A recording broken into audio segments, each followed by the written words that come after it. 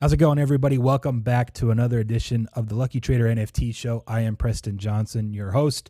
Back from a long holiday. We had, obviously, Christmas, and then we had New Year's, and we had some other stuff going on, and there's a lot of COVID going on through the sports world. But we're here. We're safe in the studios here, Betts TV Studios in Southern California. Ham, the typical producer, co-host, he is out. He is sick, so we played it safe. We have Quan Young, who's done a lot of the other past shows I did last year with Betts TV, in studio to help out with our first interview of the new year, 2022. Scott GreenBerg, the CEO of Stars. I'm going to say StarStock, by the way. I just need to get it out right now like 17 times. It's StarStock, but I've just been saying it. And Scott, welcome. I know you're on now. I'm just getting it out there now. It's going to happen. But StarStock, welcome to the show and welcome to 2022. How are you doing today? Doing great. Thanks for having me on. You're not the first person to say it that way too. I think like maybe the first 3 months we were live, my mom was still calling it Starstruck. So don't feel bad at all. It kind of is purposefully perfect though too, because people remember that it's something like Starstruck, although that's not it. And then it's just in their mind, they're thinking about it at least. So I just want to be upfront. We haven't really connected personally in the past. We have mutual friends. Just tell me a little bit about your background. One thing we're going to be diving into heavily in 2022 is just interviewing builders and creators, whether it's the NFT space or in real life, Web 2.0, 3.0. We don't ultimately care as long as you're doing something unique and cool. So tell us a little bit about your background and then kind of what StarStock is and where that idea kind of generated from. Yeah. So, I guess my relevant background is really as a collector. Grew up a really big sports card collector, which ultimately was one of the reasons why I was excited to start StarStock. And more recently, the past year or so, really ramped up the past 6 months. I've gotten really into collecting NFTs as well. I'm born and raised in New York, went to school in New York, went to Syracuse upstate, graduated and launched a business called Pivot, which was like a relocation app for employees that were getting relocated to a new city. Was there till about 2017.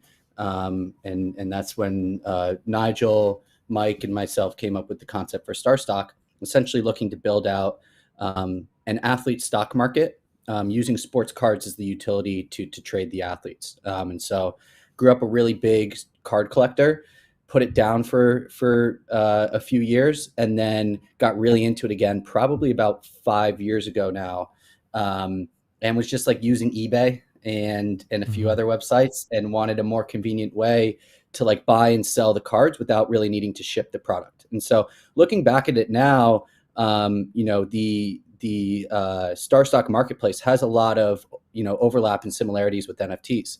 Essentially, you're trading a digital representation for a physical card in a vault in New Hampshire. And then at any point, if you'd like possession of that card, you can take possession by redeeming it and getting it shipped out of the vault. And so, that was the premise of StarStock when we launched. Then we got, pretty heavy into, live streaming, specifically with card breaks and auctions. And that's kind of taken us to where we're at now, launching an auction and break platform in the NFT space as well. So let's back up a little bit, because StarStock, that concept would have been perfect for me. I'll just be upfront again. Look, in 2017, I dove back into card collecting, especially the NBA. They had like a completely stacked draft class. I mean, Markelle Fultz was the #1 pick. Didn't work out with him, but Tatum, Josh Jackson, Jaren Fox, Lonzo Ball. You had Jonathan Isaac, Lauri Markkanen, Dennis Smith Jr., John Collins. Like there's Bam Adebayo, I believe, OG Anunoby, bunch of guys. So I was like, I just got to go back in. I'm a huge NBA fan. I'm just going to load up. And unfortunately, I spent so much money, and I did so many, by the way, live breaks. Like I was just such a degenerate at midnight, 1 a.m., sitting at home, just like watching the YouTube breaks. So we'll get into that. But I have all these cards, and I'll just be upfront. I don't have time to list it on eBay, hope someone gets it, package it for someone, and mail it out for a profit. I've literally sold 0 of the cards, and I bought at least a box, if not a case, of every brand of NBA basketball card that came out that year. And I just have all these cards, and I never did anything with it. Now, if it was all digital and I could just trade it and I knew it was being held somewhere safe, I mean, that's what it changed my world. So I need to actually probably look into StarStock. Yeah, you should go check it out. The idea Yeah. is like you do the buying and the selling and the researching and the pricing and all the stuff that's fun, but you're not Yes. packaging product. You're not going to the post office every day. And that's really what we realized. There's so many people out there that sell dozens or even hundreds of cards a day or a week, and they're going to the post office every day and they're packaging cards and they're spending hours and hours doing all this kind of operational work.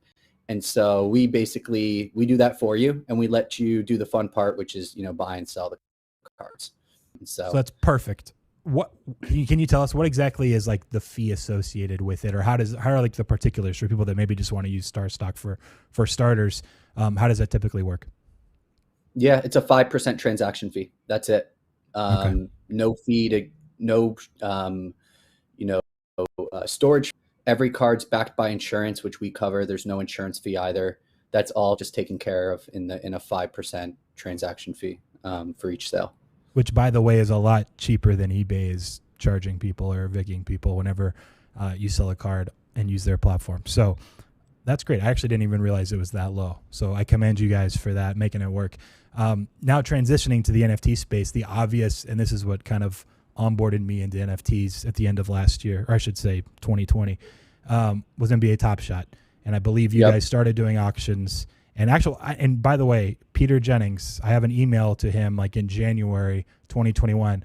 And I think I still have the YouTube and Gmail like Top Shot breaks, because I like put together this sheet and I was like, I don't know why anyone's not doing this yet. Like a few years ago, I was degenning on regular sports card breaks. Everyone should be doing these with the Top Shot packs.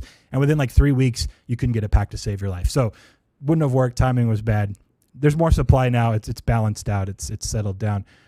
Tell us about your experience then, kind of introducing auctions for one, but actual pack breaks before we get into the other side, which I think gets even cooler with the other NFTs, just kind of focusing on Top Shot and that kind of merge and bridge to start things off.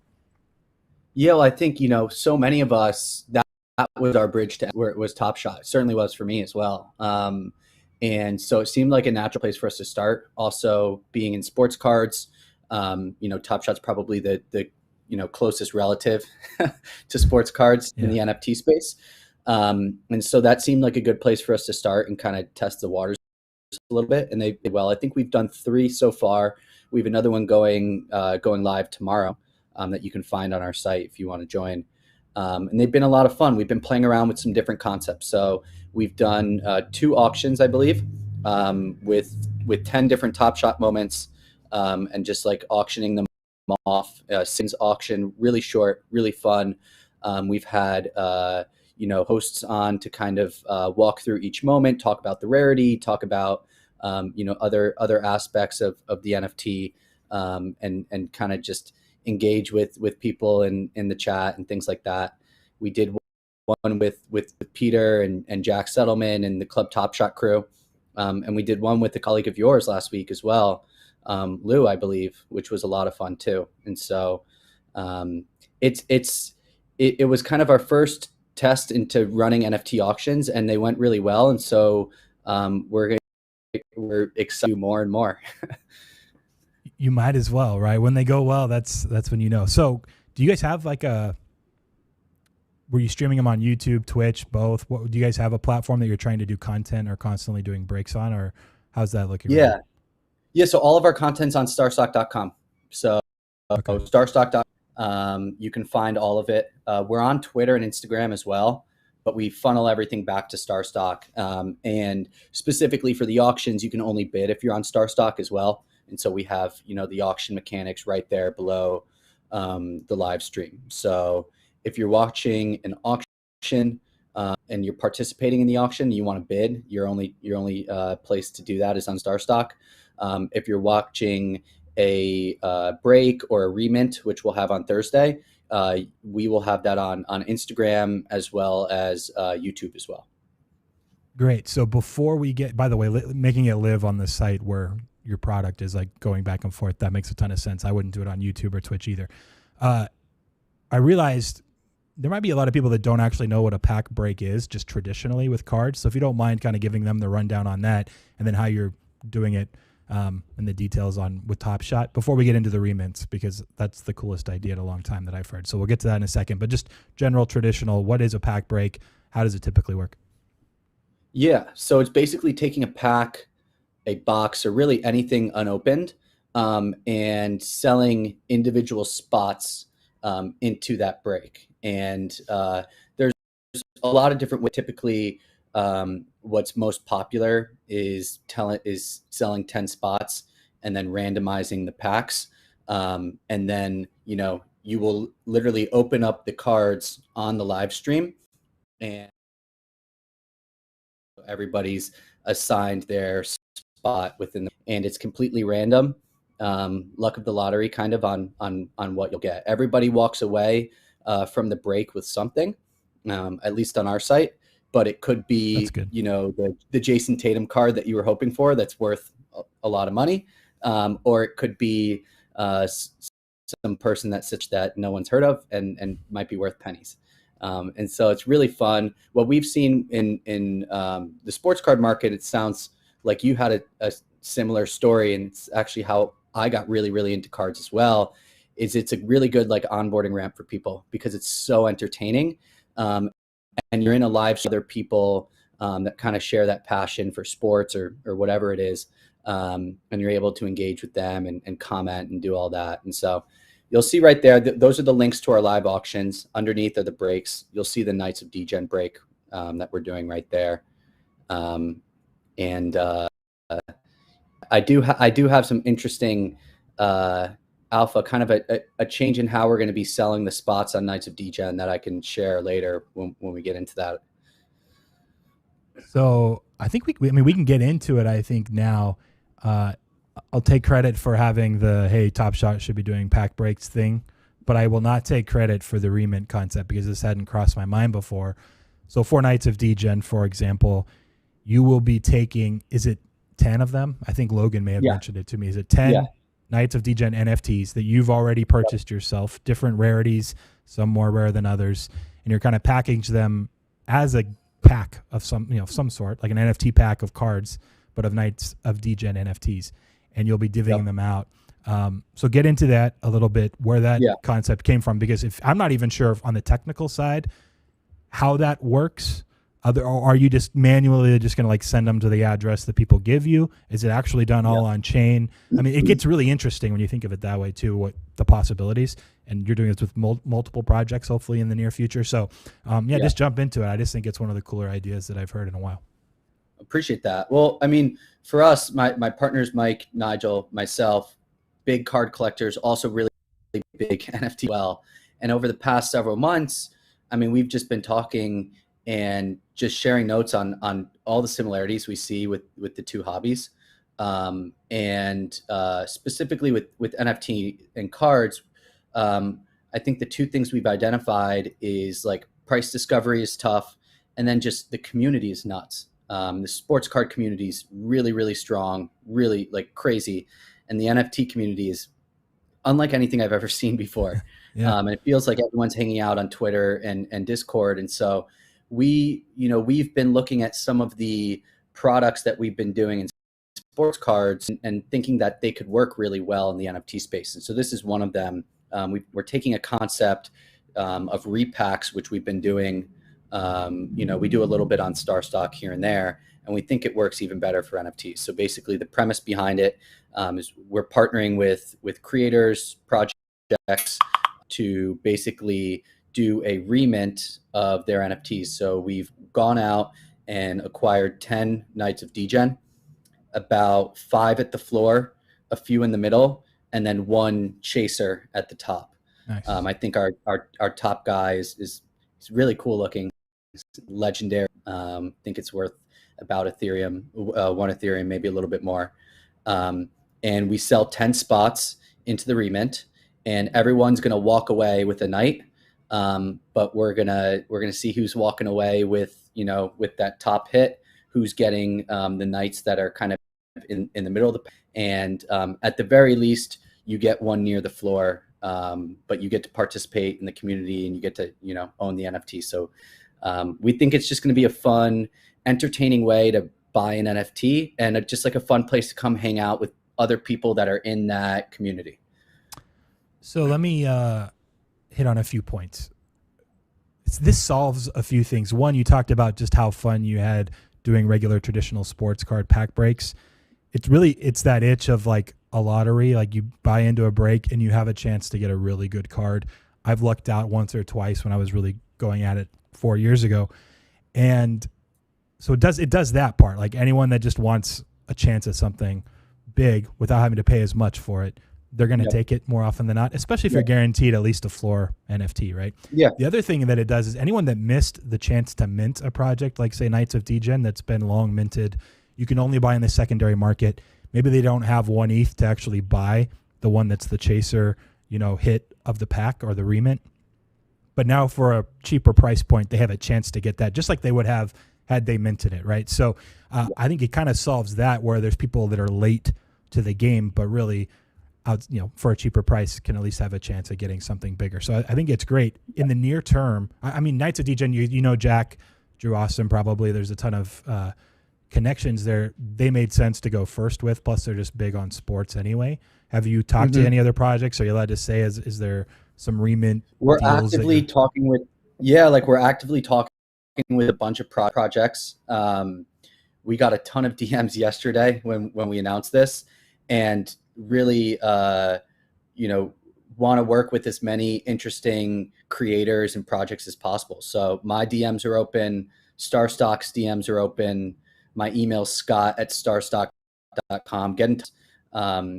We think, it's no secret. There's a lot of projects out there. There's a lot of NFTs that are dropping. We think this is a really cool way for creators and projects to shine a cool light on what they're doing. And an awesome way for their community to have some fun. And like you said, if I see it as, if you know that you want to buy one of those NFTs, here's an opportunity to pay a price with a chance to get one that's just absolutely incredible. And at the very least, you're walking away with an NFT that you were hoping to get anyways. And so I think the price for this remint is 0.38 ETH. And you can get an NFT that's worth around 1 ETH. I think 3 or 4 of them are right around that that buy-in price. And then 5 of them are at the floor, which is, last time I checked, was like 0.22 ETH. And so either way, you're walking away with something exciting. And that's the way I see it. And if you're investing in the project anyway, you think it's probably going to 0.38 eventually anyway, right? Like you're buying in regardless, and there's not as much downside theoretically if you're investing. Yeah, this is great. So let me ask you kind of one more question on this before we move on a little bit. Are you guys, for one, did you purchase the 10 yourselves? Are you allowed to tell me, like, did you buy them as like a company and then you're divvying them up that way? Or is there a particular seller that owns 10 Knights that is basically using you guys as the intermediary seller, so to speak, in an auction format or a pack opening breaking format? Yeah, we bought them all ourselves. You can go find us on the blockchain. No, but yeah, so we bought them all ourselves. I think what we'll see over the next few months or so is more integration directly onto our product.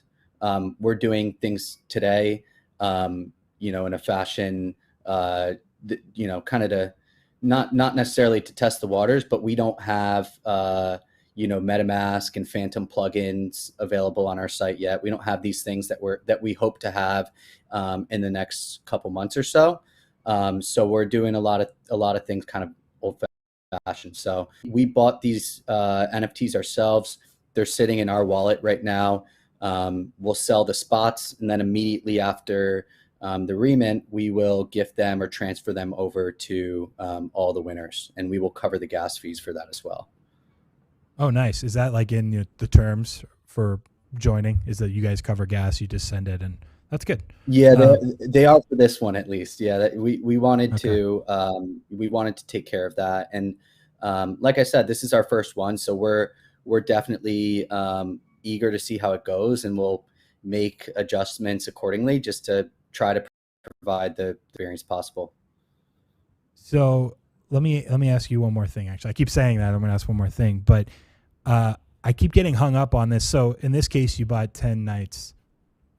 You're going to give them to the people that joined the remint.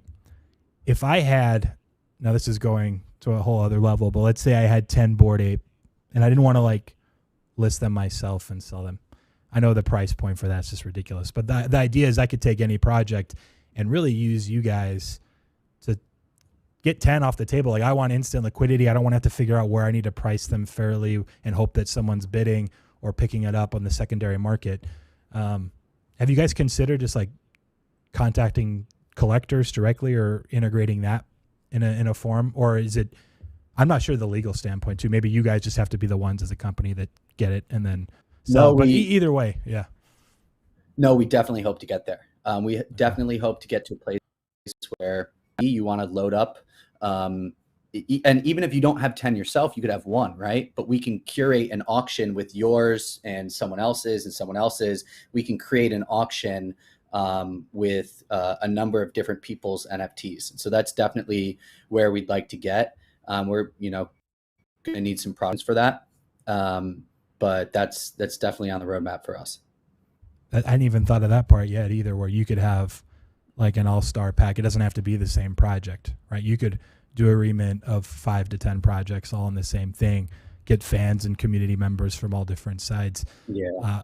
Man, that's fantastic. That's how our auction for ahead. cards works, basically. Any person in the world can submit their card for an auction onto StarStock. And we might even be live for an auction right now, if not in 30 minutes or so. And there will be cards being auctioned off by dozens of users of ours. And so kind of taking something similar to the NFT space. So more macro then, just for StarStock on the NFT side, because that's our focus generally. What are the near-term plans? Is it mostly trying to grow and integrate the remint stuff? And then what are some of the longer-term plans, at least what you can share with us? And if you said there was some piece of alpha that you wanted to share on the Knights of Degen side. I'm not sure if you gave it out yet, but feel free to. No. Yeah. So near-term plans, you're going to see us do a lot more remints and a lot more auctions. This week, next week, this month. We're going to try to do as many as possible and really partner with cool projects that we believe in and that we see a strong community in. And so I think over the next few days, you'll see that we're going to be announcing more more auctions and more remints that we'll be doing pretty soon. And really hoping to build out a really, really fun and engaging auction and reminting platform where we have hundreds or thousands of NFT collectors tuning in every night to watch the auctions, whether they're participating or not, but just to be in on the entertainment and to chat with people and to get really cool influencers and creators to join us on these shows to talk about their project, to talk about the space, to educate people. And so that, that's the aspect that I'm really excited about. That's super smart, especially if you're doing it again, you're integrating it right on the StarStock website itself. You're just bringing that traffic and traction right to the platform. I imagine, and I'm sure, like, for example, with Knights of Degen, I'm not sure what your plans are for that. If you're going to be streaming it, do you guys have someone like Jack or someone that's going to be on during it? Yeah, exactly. Yeah. And so that's the model that we'll go with. We want to bring on either a creator or like someone in the space that's very knowledgeable about that specific project to come on, talk about the different, variants between the different NFTs and rates and what makes this one rare. Why is this one worth so much more than the other one? Yeah. Talk about maybe interesting upcoming plans that they might have at the project, things like that. And so for us, it's much more than just, selling the NFTs. It's like creating this, what I've been using is kind of like this app, right? This place where you can come in and there's going to be other people like you, other NFT degens that are, sitting on their couch at 7:30 p.m. and just like want to be around other people that are interested in Knights of Degen or interested in Top Shot or whatever project it is that we're bringing on. Beautiful. So I'm going to put you on the spot. And in for terms of the alpha, so in terms of the alpha that I was going to announce for the Knights of Degen project, so we've really been trying to think of the most frictionless way for people to buy spots into this remint. We're working on integrating crypto onto our site, which will allow for people to do this. But what we're going to be doing for this one is actually we're putting out a collection on OpenSea of 10 passes that people will be able to buy. And so we wanted to enable people in the most frictionless way possible to use Ethereum because it just feels much more natural. And so we should be putting out, I'm not near my phone, but we should be putting out a tweet, if not in the last 30 minutes, in the next 30 minutes or so, with a link to this collection that we put out, where basically you'll buy, you know, an NFT, but it's essentially just your pass into our remint on Thursday night. And so the 10 owners will pull those addresses, and those will be the 10 addresses that are partaking in our first ever remit. Okay, so now I have another question. We're gonna build off of that a little bit. How do you guys? And I know this is just your first one. You're trying things out. Which, by the way, I meant to say earlier. You said you don't have it all built into the platform yet. You're doing things more manual. It's better to just get your idea out there this day and age and just be the first to try something. I think this is great, whether you're doing it more old school or not. Like, so you got to just take some shots. How do you keep from the like 50 to 100 people that want to get one of these? Like, how are you? Is it just the first 10? Like, whoever pays the most gas to get the remint pass? Like, how is that actual transaction going to look and happen? There's only 10. And so we're going to go in to see who owns them about an hour before the remint, and the 10 owners of those passes will be that are participating in the remint. Yeah. So if there's 50 people that want the pass, though, is it just a first come first serve for now? First come first serve. Yeah. Okay. So no different. Like, if we had this listed on our website, it'd be the same thing. Issue with that is our website as it is right now only takes you. And so, talking to a lot of people in the space, there's a strong desire for people to buy their spot with Ethereum. And so we figured this would be the easiest way to enable people to do that. And so I'm pretty excited about it, and could be a cool little, who mints are going, but could be a cool little token to have in the future. Almost like a ticket to the first ever remint that we're doing. Yeah. Some historical value to it. Yeah, for sure. Hopefully we get there. That's a hopeful thought of mine. Look, the concept is there. It's been proofed via sports cards in the past. I don't see why this wouldn't work personally. I'm not even just saying that to say that. You're on the show. But like, as soon as I heard about it, I was like, crap, how did I not think of that before? So this is awesome. Before we kind of wrap things up, I'm putting you on the spot. But I wanted to try some new questions for our guests that we have an interview throughout 2022. So just do your best, but I didn't give you these ones in advance, so a little pressure. But the first is, what can we learn as, I guess you want to call it, an NFT community or just the space in general, Web3? What can we learn from 2021 and apply to 2022, you think, to kind of just better our progression on Web3? Tech side, marketing, media, whatever, onboarding, mainstream, like, what are some of the things, or just one in particular, that stands out to you that you think we can improve upon or learn from this past year? That's a good question. I think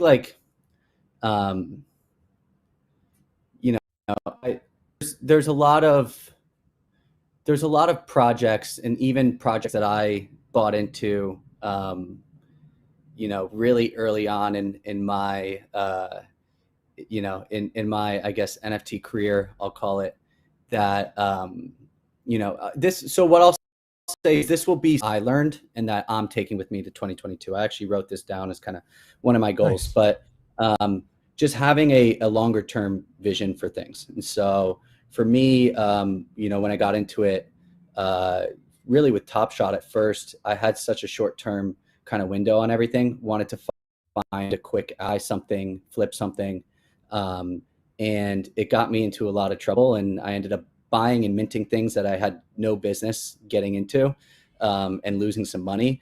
And so the way that I've been looking at my strategy in 2022 is like, I'm not buying anything that I wouldn't be cool holding on to for the next 2 or 3 years. You see more and more projects come out. That's really my kind of strategy moving forward is, would I be cool if I wasn't able to actually sell this? Is this something that I think is going to be a really strong project in 2025 or 2027? And so I think that's one of the things that I've starred for myself. Yeah, I think that's sound advice, especially in like everyone will admit it. It's a pretty saturated market at this point. A lot of people doing the same things over and over and over, which then your point comes into play. You really need to be a lot more picky and choosy about the projects you're going to be investing in, at least heavily, and think long term. And whether it's utility, whatever, historical every value. week there's a new. I was getting so much FOMO, and every week there's just a new thing that you feel like you need to get, and so.